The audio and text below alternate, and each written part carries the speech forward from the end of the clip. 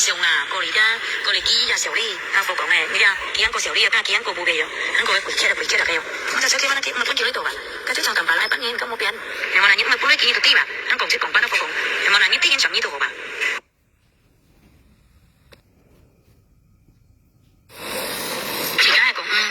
上咧幫佢講咧，自家本人上啊，過嚟幾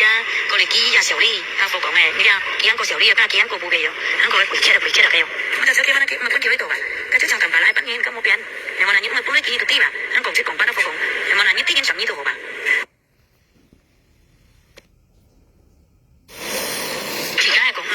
講上咧幫佢講咧，自家本人上啊，過嚟幾日小李，他佛講嘅，你睇幾樣個小李啊，幾樣個冇嘅樣，很個鬼切嘅，我就手機翻我分叫呢度吧，佢就長頭髮來半年咁冇變，係咪啦？你咪本來幾個啲吧，很講即講班都佛講，係咪啦？你啲人上呢度吧。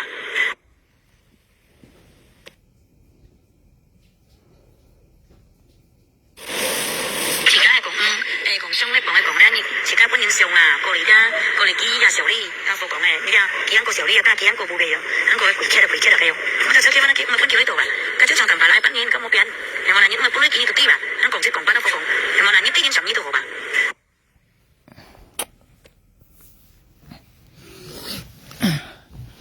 聽清楚先。上咧幫佢講咧，自家本人上啊，過嚟幾日小李，他佛講嘅，你睇幾樣個小李啊，幾樣個冇嘅樣，很個鬼切嘅，我就手機翻我分叫呢度吧，佢就長頭髮來半年咁冇變，係咪啦？你咪本來幾個啲吧，很講即講班都佛講，係咪啦？你啲人上呢度吧。你聽到嗎？13.1咪有喐妹姐講啊，啲啊車長一禮半年啊，啲唔係半年啊，3年啊，啲隔年熱陽年啊，熱識爆隔年頭女啊，喐妹姐講嘢，點知咁白啦？喐妹姐講嘢爛事啊，啲啊咪有人家驚你3年啊。要聽到啊，點知咁白啦？要聽到嘛？事實我先學啦，朋友噶，我水木個樣去，冇人粒嘅按摩頭殼，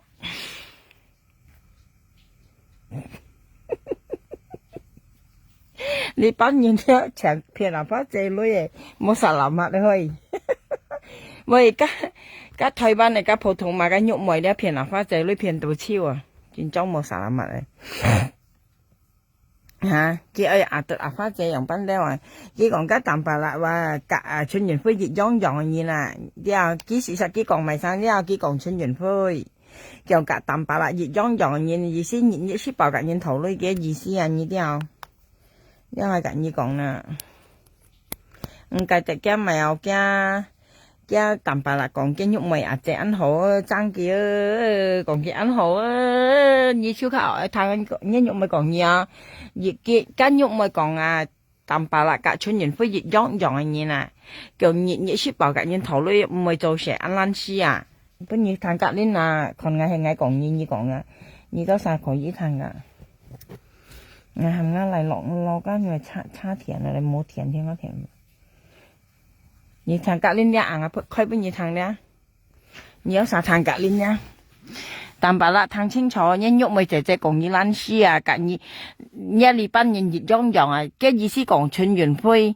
隔淡白啦熱癢啊然後啲熱識爆隔人頭女啊叫唔時才唔意思唔時呢嘅啊驚喐咪講嘅啊睇下先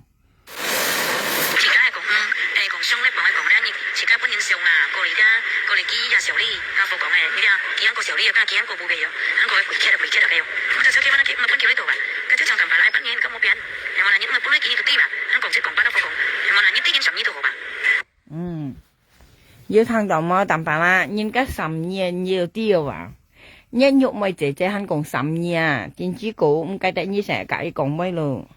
很要前廠啊，嗱都係一喐咪講嘅啦，佢邊二聽啊？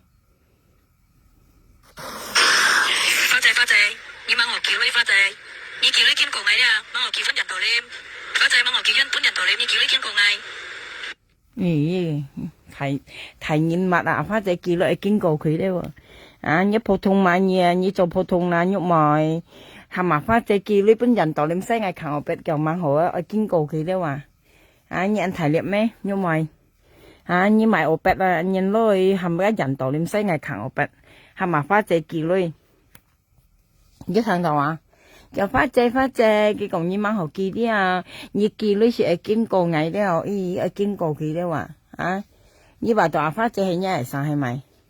佢係咪花姐記類會經過佢了我打電話啱嚟嗱個咪有。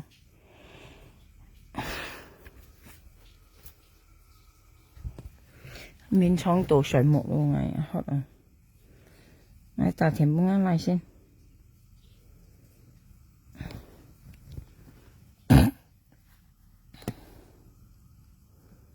阿哥啊，個蘋果嘅計電線同阿媽拎落嚟，你瞓覺未啊哥？個叉電嘅電線拎落嚟啊！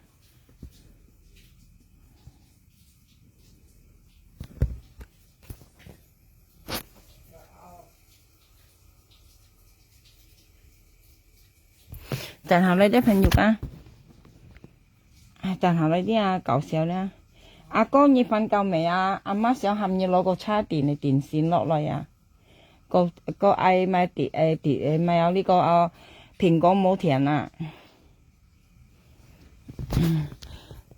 ！Tunggu sebentar ya。ngay hầm ngã lại lọ ngã lại măng lọ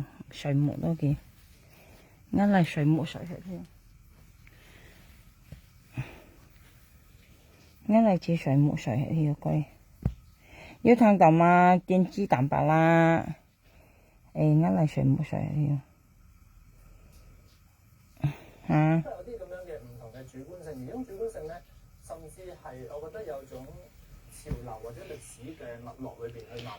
hai khơi với nhị thằng à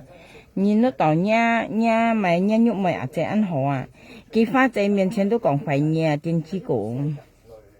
想一個好追求嘅終極價值。佢本兒堂咧。哲學訓練裏邊講到對於美嘅理解，好似從古希臘嘅時候已經開始有呢種探討。冇錯，呢一方面咧就係喺古希臘咧，佢會相信佢黃金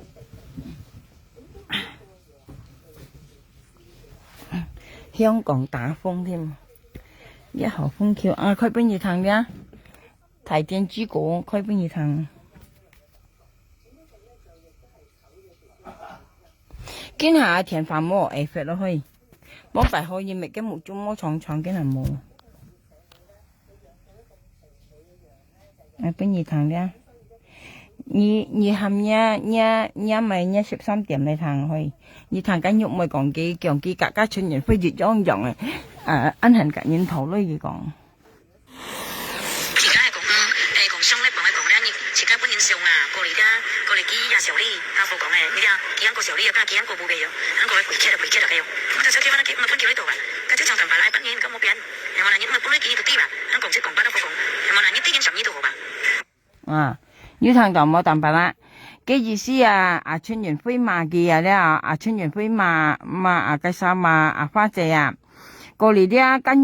喐妹嘅普通話喐妹啲台灣係貴馬睇我咧，幾下花姐5號雙春園飛叻啊，叫人如果你上去啲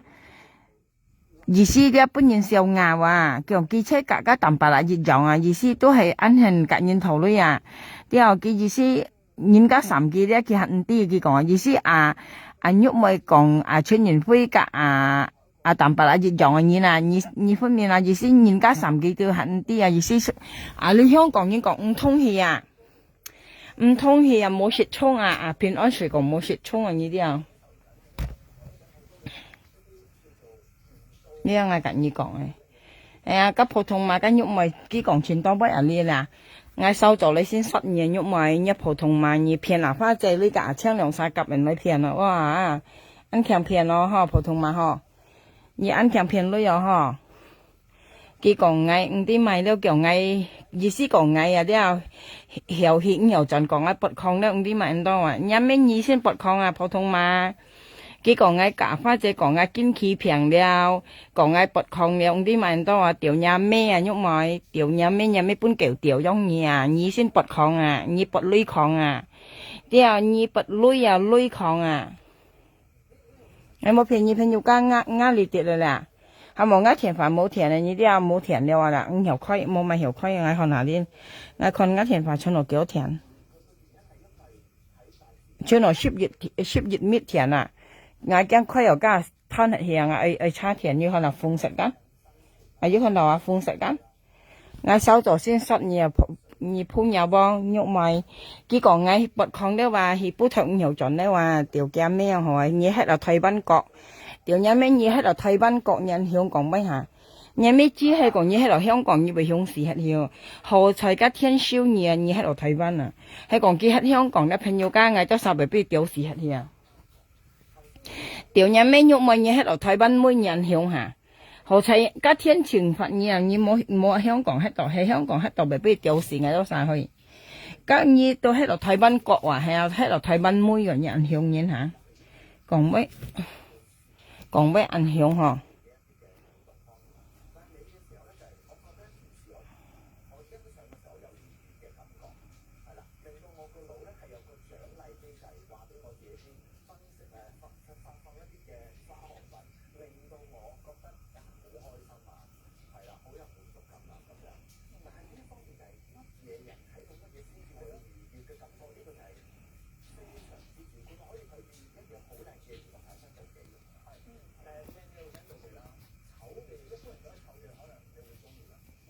係咪啊？嘅咩知佢講嗌話去煲頭條血5條盡都話，事實嘅你講嗌要喺度戰廠噶啦，我收咗先係調人咩嘅生喐埋收咗先水木上先，嘅水木啲收咗先調人咩喐埋調人咩有咩搬橋調你看啦，你佢講嗌話去煲頭條血5條盡都啦，你看啦。看衰矮啲話，佢話佢喺台灣按巴閉而家喺台灣喺度提山度係前向睇話， anh hết Thái Văn hết ở Thái San tổ chiến hướng Thái Văn nhiều họ ăn kẹng thì bù Thái nhiều ăn kẹng lâu họ nhiều ăn kẹng lâu nhiều là họ ăn bội ăn kẹng họ còn sai ngày đấyว่า朋友家nhà mấy bún nhìn tiểu à nhà nhục mày phổ thông mà họ nhỉ à còn sai nhìn đấyว่าcòn sai ngày香港hết đầu兩班咯嚇誒家天啊啲後台啊啲本意係台灣係夠你香港係要被向時係要啲啊你普通嘛如果你喺香港要被向時嗌得300邊要掉時係要自細年咧貴嘛睇為普通嘛你看啊13點你講人喐咪隻ăn好佢講家春園灰啊隔你熱養你啊本年家3本年ปี年3幾ปี嘅恨啲啊嘅意思講認通氣啊人啊開隔年本年堂啦所以你講人喐咪隻ăn好嗬佢只恨全多講你啊咁你講啦你堂隔年啊開隔年本年堂佢講你隔春園灰熱養你啊你識爆隔年頭女啊人喐咪隻講你明係講你啊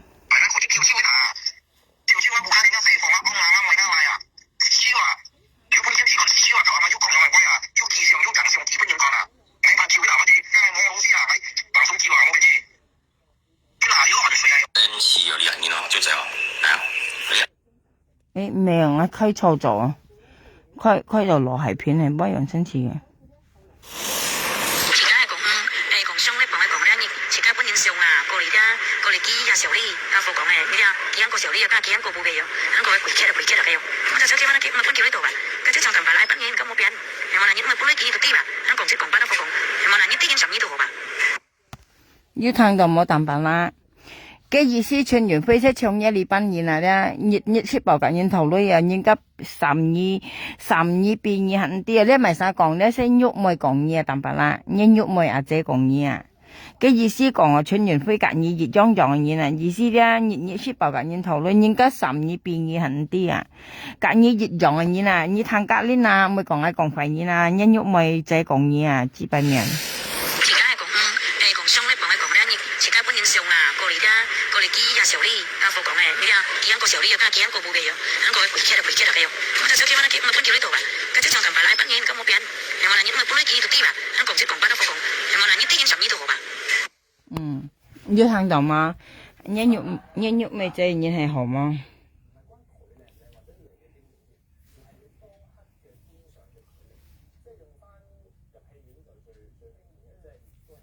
其實嗌水木老朋友ăn hot咯。少做水木上先係萬一支幣去人一台灣係貴嘛，台灣係普通嘛，係啊。幾個人幾講幾日本人到你西嗌行我別咪有咪有批人呢啲啊，幾攞人家安提了幾個阿花姐講幾日本人到你西嗌行我別間，幾講幾喊意思幾喊得千好幾啊。你話間喐咪對花姐強班幾女啊，一普通話咁嘅嘢，你嗌佢俾你聽啲朋友講啦，你喐咪咧，你一支幣去啊，唔係少呢樣嘢啊，騙花姐女啊，潘面皮啊，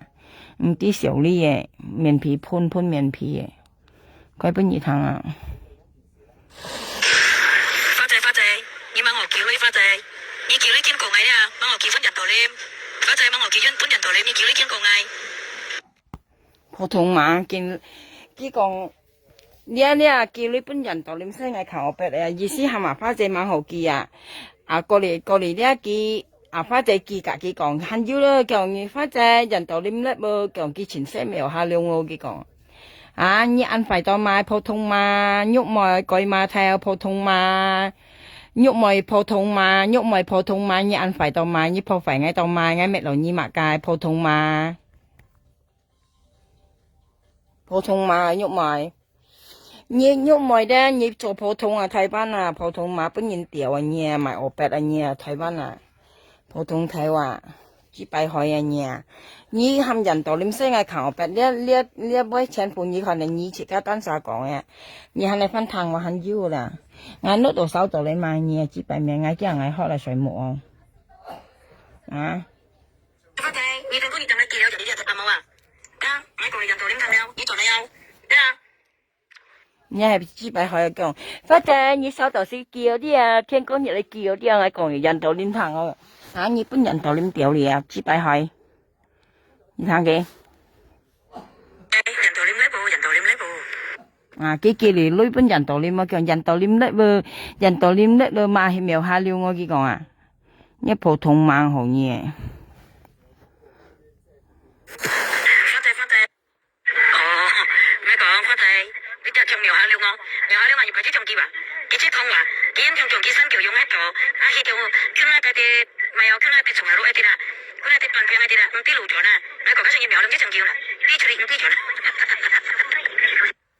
Đấy là phổ thông mà, cái còn ngay bọt con mà, tí hiện tí chọn à, nhà mấy bên nhìn tiểu à, như xin là bọt con à nhóc mày, hả? Như xin là bọt con, như xin là hiểu hiện miểu chọn à, hả? Nhà mấy ông bạn ngay用食你不按，人家喺啲花仔面前咧做善做鬼啊，呢啲計花仔先嘛呢啲啊，朋友家啲計花仔先嘛做善做鬼啊，做好做壞啊呢啲啊，花仔先為啊呢人講為歡心啊咧，為依喺呢人安好啊樣啊咧，事實上咧叫做計花仔先氹花仔女啊。計花仔相信嘅計花仔女，你啲咧只背面咧一普通馬咧喐埋啊鬼馬，嘅阿拉山都係苗下兩啊咧計花仔女，嘅阿拉山都係矮啊，你都晒可以分攤啊，開加兩條俾你攤啊，你咧係只背係望矮到50年，你唔樣喺度賣，你阿花仔面前下到去到盡你樣矮話，開俾你攤嘅，你咧普通馬你片阿花仔女，你到去到盡樣矮嗬。睇下先，啊，普通嘛。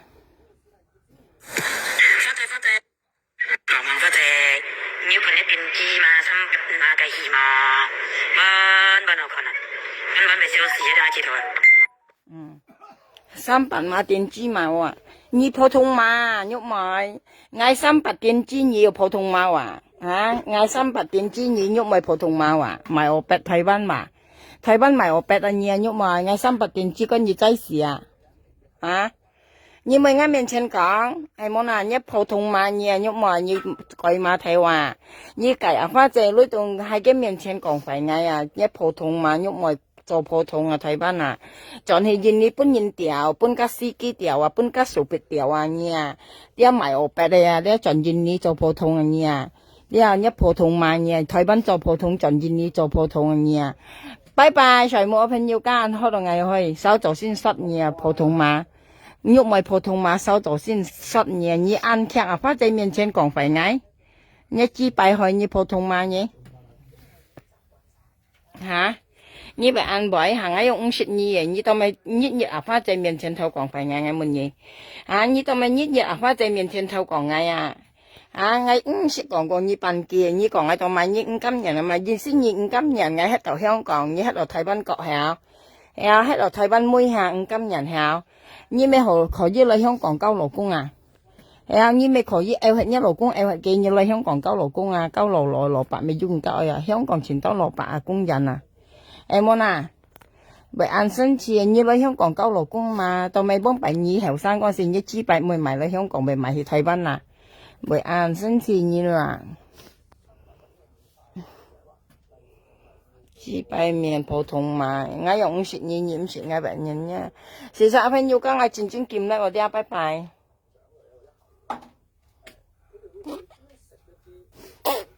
水木我水木都手做先濕嘢普通嘛。